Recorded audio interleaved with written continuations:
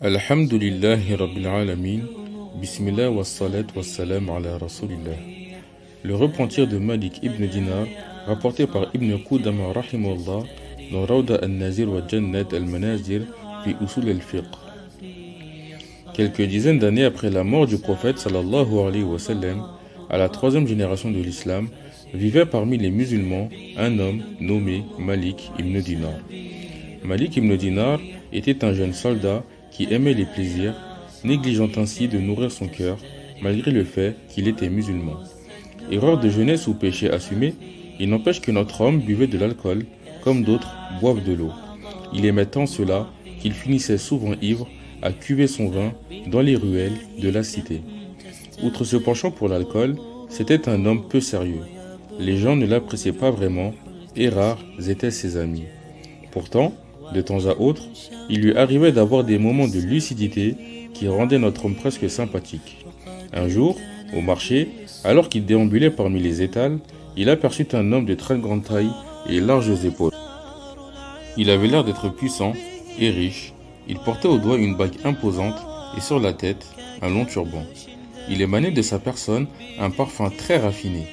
Tout chez lui montrait l'opulence et la distinction, tout sauf son attitude, car l'homme était hors de lui. Il criait et proférait injures et insultes, alors que son visage semblait prêt à exploser tant il était rouge jusqu'aux oreilles. Voyant cette scène intrigante, Malik s'approcha et vit que cet homme s'acharnait sur un pauvre vieillard vêtu de haillons. Ce dernier avait les mains fissurées par le labeur, son visage était fatigué et des larmes coulaient de ses yeux. Il était là, à genoux, en train de supplier le riche de lui rendre ses 7 dinars en disant « Je te supplie de me les rendre, je n'ai rien d'autre que ces quelques pièces. Si tu me les prends, je ne pourrai pas nourrir mes fils aujourd'hui. Ne sois pas injuste, je t'en supplie. » Mais le riche n'avait que faire de ses supplications. Il le repoussa avec dédain, fermement décidé à garder cet argent. Même s'il n'était pas un modèle de vertu, Malik ibn Dinar n'aimait pas l'injustice. Cette situation le choqua, si bien qu'il osa s'interposer. Il demanda au riche « Qu'as-tu donc avec cet homme? Ne te mêle pas de ce qui te regarde pas. » Répondit sèchement l'orgueilleux. « C'est une affaire entre lui et moi. Cet homme me doit 7 dinars depuis des années, et à chaque fois que je les lui demande, il le reporte à plus tard.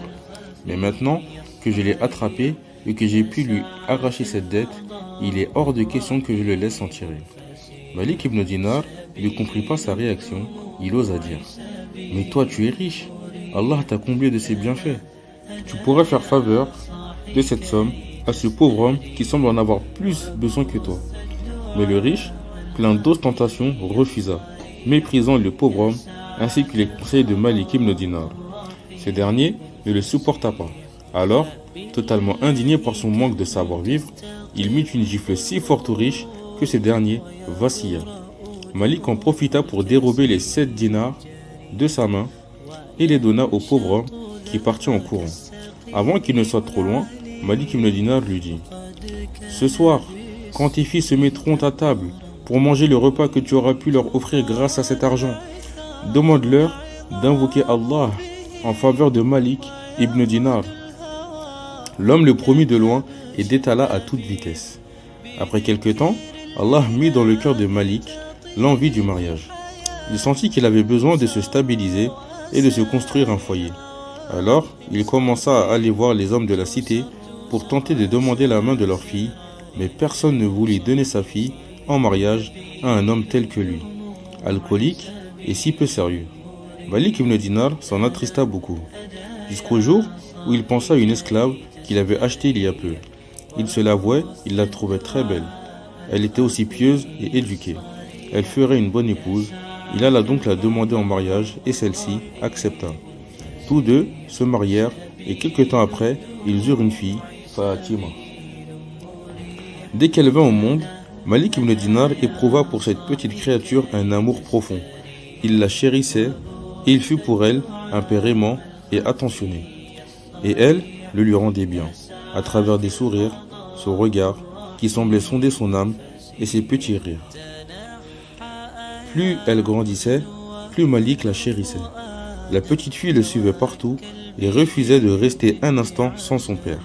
Mais ce bonheur et cet équilibre enfin trouvé n'empêchaient pas notre homme de continuer à boire de temps à autre, malgré le fait qu'il s'était amendé et qu'il priait de façon régulière, tentant de faire le bien autant qu'il pouvait. L'innocente enfant avait pour sa part une bien étrange habitude. Dès qu'elle voyait une coupe de vin dans la main de son père, elle s'en emparait et la renversait sur ses vêtements. Mais Malik l'aimait tant qu'il n'osait la réprimander pour cela. Au fil des années, il délaissa jusqu'à l'alcool et chemina véritablement dans la voie d'Allah subhanahu wa ta'ala. Son épouse était comblée et la petite fille jouissait d'un foyer plein d'amour et d'équilibre. Un jour, alors que Malik ibn Dinar était en train de jouer avec elle à la maison, la petite Fatima tomba sans vie sur le sol. Paniqué, Malik se jeta sur elle et la prit dans ses bras. Il tenta de la ranimer en lui tapotant les joues, en criant son nom, en vain. Alertée par les cris, son épouse arriva.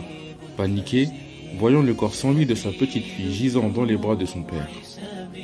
Fatima était morte. Comment la vie allait être possible désormais? L'épreuve était insupportable. Malik avait le cœur brisé et la douleur était trop vive. Il sombra dans une profonde dépression. Tout lui rappelait sa fille. Chaque endroit, chaque objet, tout le ramenait à elle. Quand il prenait le Coran pour le lire et le méditer, il se souvenait de la façon dont Fatima le prenait pour faire mine de le lire avec son petit air sérieux. Quand il posait son tapis pour prier, il se rappelait comment elle grimpait sur lui alors qu'il était en prosternation et ses petits rires pour lui faire perdre sa concentration. Comment continuer à faire toutes ces choses qui lui rappelaient tant Fatima? Alors, Malik préféra se détourner. Il délaissa la lecture du Coran et la prière dans sa demeure. Ce fut plus rare. Il finit même jusqu'à cesser de s'alimenter, obsédé par le souvenir de sa chère enfant. Mais le pire étaient les nuits qui lui semblaient interminables. Une véritable torture du temps et de la souffrance alliés l'un à l'autre contre notre homme. Un soir, peu avant le Ramadan, un soir où la tristesse était trop forte et où il sombrait dans le désespoir, il décida d'en finir. Il alla acheter des dizaines et des dizaines de bouteilles de vin, décidé à boire jusqu'à en mourir, car il en était désormais convaincu, la vie ne valait plus la peine d'être vécue. Alors, il ouvrit une bouteille et prit une première gorgée de ce liquide qui lui était autrefois si familier. Le goût restait le même, c'était celui de l'amertume. Puis, il prit une autre gorgée, suivie d'une autre, si bien qu'il finit rapidement la bouteille. Il but la seconde presque d'un trait. La vieille habitude redevenait maîtresse de notre homme, qui peu à peu sombra dans l'ivresse, sans que la douleur le quitte pour autant. Alors, il continua à boire, encore, jusqu'à perdre connaissance. Il finit par tomber inanimé, face contre terre, sans avoir fait ses prières du soir. C'est alors qu'il fit le plus effrayant des rêves. Mais découvrons-le tel qu'il nous l'a raconté. Il dit « Je fis un rêve dans lequel était arrivé le jour du jugement. Je regardais tout autour de moi, ne sachant pas d'où je venais, et je vis à ma droite et à ma gauche les gens sortir de leur tombe.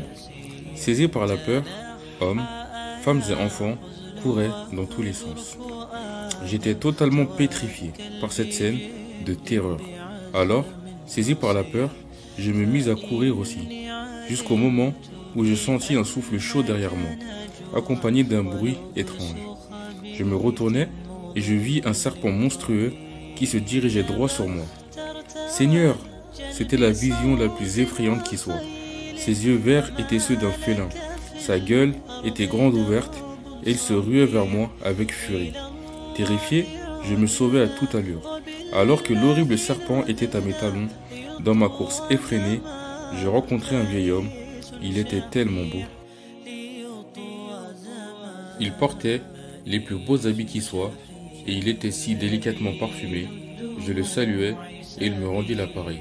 Je le suppliai alors. « Vieil homme, je t'en supplie, viens-moi en aide. Je suis trop faible pour pouvoir t'aider contre un tel monstre, » répondit-il. « C'est bien au-delà de mes pouvoirs.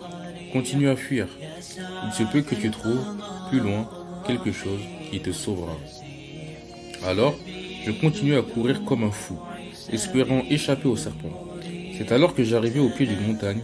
Sans réfléchir, je me suis mis à l'escalader. Mais, arrivé au sommet, je vis, en contrebas, le feu furieux de l'enfer, avec les plus horribles scènes qui m'aient jamais été données de voir. Les gens brûlaient et criaient. C'était une vision insoutenable. Puis, le serpent revint de mon champ de vision, alors je me remis à courir à toutes jambes jusqu'à presque me jeter dans le brasier. C'est à ce moment que j'entendis une voix me dire « Retourne d'où tu viens, car tu n'es pas de ceux qui sont destinés à l'enfer. » Alors je fis demi-tour. Le serpent, toujours à mes trousses, je revis le vieil homme aux vêtements raffinés et au parfum délicat et le suppliai encore. « Vieil homme, je t'en supplie, ne peux-tu vraiment rien faire pour moi? Ne peux-tu pas me sauver de ce serpent? Je te le redemande, aide-moi. » L'homme se mit à pleurer, visiblement triste de ne rien pouvoir faire pour moi, et dit « Je suis trop faible pour t'aider contre un tel serpent, mais je peux te dire que tu trouveras un peu plus loin une colline où sont gardés les dépôts sacrés des musulmans. Escalade-là, peut-être y trouveras-tu un dépôt t'appartenant qui pourra te sauver de ce monstre. » Je me précipitai vers la colline, parfaitement arrondie, comptant plusieurs fenêtres ornées de rideaux. Chaque fenêtre avait 2 volets en or, incrustés de rubis et de pierres précieuses et drapés de soie. Au moment où je m'apprêtais à escalader cette colline, les anges annoncèrent d'une voix forte « Ouvrez les fenêtres, relevez les rideaux et sortez de vos alcôves. Il y a ici un malheureux homme en détresse. Peut-être parmi vous y a-t-il un dépôt lui appartenant qui pourrait l'aider dans son infortune. » Aussitôt, les volets s'ouvrirent. Les rideaux se soulevèrent et je vis un nombre considérable d'enfants sortir de tous les côtés. Ils étaient si beaux et si rayonnants, tels des étoiles dans le ciel. Je ne savais plus si je devais paniquer pour le serpent qui s'approchait ou rester là, saisi d'admiration face à cette foule d'enfants si purs et si beaux. Ils riaient, jouaient et parlaient dans tous les sens. C'était une vision magnifique. Puis certains d'entre eux appelèrent les derniers enfants restés dans la maison. « Dépêchez-vous, dirent-ils, car le serpent approche. » Les enfants sortirent en masse, quand soudain, parmi tous ces visages radieux, j'entreaperçus celui qui m'avait tant manqué. Ma fille Fatima était là, devant moi. Elle me reconnut aussitôt et elle se mit à crier « Par Allah, c'est mon papa! C'est mon cher papa !» Elle sauta sur un berceau qui semblait fait de lumière céleste et se précipita à ma rencontre. En une seconde, elle fut près de moi. Je la pris dans mes bras, fou de bonheur, en la serrant très fort. Elle me caressa le visage de sa main gauche, puis, quand elle aperçut le serpent, elle leva sa main droite et aussitôt, celui-ci prit la fuite. Alors, elle me regarda à nouveau, elle me fit asseoir et sauta sur mes genoux. L'instant était irréel. Elle se mit à caresser ma barbe de sa petite main, comme elle le faisait de son vivant, et me dit « Mon cher papa, le moment n'est-il pas venu pour ceux qui ont cru que leur cœur s'humilie à l'évocation d'Allah et devant ce qui est descendu de la vérité ?» Sourate 57, verset 16.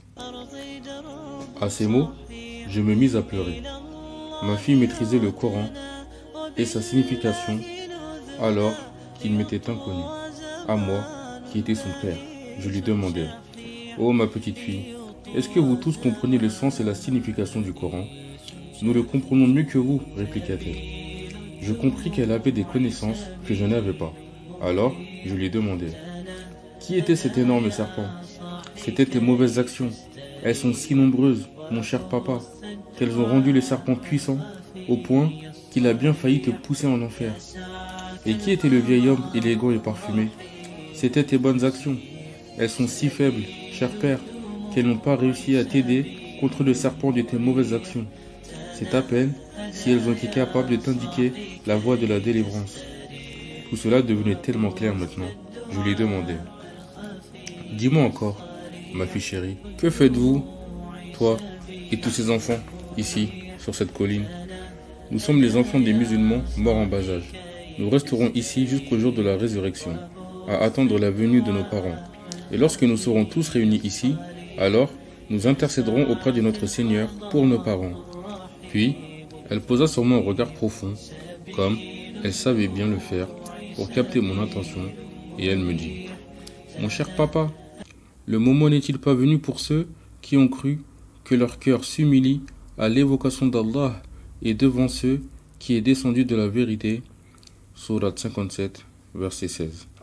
Elle répéta ce verset encore et encore, comme si elle voulait l'imprimer au fond de mon âme. Et ces mots résonnèrent en moi le reste de la nuit. Puis, je me réveillai soudainement, sentant encore la chaleur de ma fille sur mes genoux et, encore saisi de la peur de ce grand serpent. J'entendis le muezzin appeler à la prière de Subh. Alors, je fis mes ablutions et me rendis à la mosquée. L'imam de la mosquée n'était autre que l'imam al-Shafi'i rahimahullah. Je me plaçai derrière lui, le cœur encore tout tremblant de mes émotions de la nuit. J'écoutais néanmoins attentivement sa récitation. Il termina la Fatiha et nous dîmes un amin appuyé et implorant. Puis, quelle ne fut pas ma stupeur quand j'entendis l'imam al-Shafi'i rahimahullah commencer sa récitation par le verset que ma fille m'avait répété durant la nuit. Sans pouvoir me contrôler davantage, j'éclatai en sanglots au cœur de la mosquée, tant j'étais convaincu que ce verset ne s'adressait qu'à moi. À la fin de la prière, l'imam al-Shafi'i avait pour l'habitude de toujours faire une petite exhortation. Il expliqua alors que ce verset avait été révélé 4 années après l'hégire. Allah avait dit, à travers son messager, comment l'adorer comme il se doit. La voie était toute tracée. Après l'hégire, les révélations et les nombreuses épreuves, ce verset sonnait donc comme un reproche. Le cœur n'est-il pas venu que vos cœurs s'humilient? Allez-vous perdurer ainsi dans vos péchés, dans votre négligence et votre insouciance? Allez-vous continuer à vivre comme si vous n'allez jamais mourir? Alors, je me mis à pleurer de plus belle, ne cessant de dire: je me repens, toi Seigneur, je me repens. Tels étaient les mots de Malik ibn Dinar. C'était jusqu'alors un homme alcoolique et grossier. En une nuit, son cœur s'emplit de regrets et de repentir. Après la prière, il alla voir son épouse pour lui dire: Allah a mis en mon cœur l'amour de la connaissance et du savoir. Laissons cette vie et partons à Médine, dans la cité du prophète sallallahu alayhi wa sallam. Heureuse de cette décision, son épouse accepta aussitôt. Ils partirent à Médine et s'y installèrent. Malik ibn Dinar y apprit la science des années durant. Il devint un des plus grands imams de la mosquée du prophète sallallahu alayhi wa sallam et un des plus grands savants qui ait jamais vécu. Qu'Allah le prenne dans sa miséricorde. Voici la fin de cette belle histoire, à qui j'espère nous profitera à tous. Subhanak Allahumma bihamdik, ashhadu an la ilaha illa ant, astaghfiruka wa atubu ilayk. Wassalamu alaikum wa rahmatullahi wa barakatuh.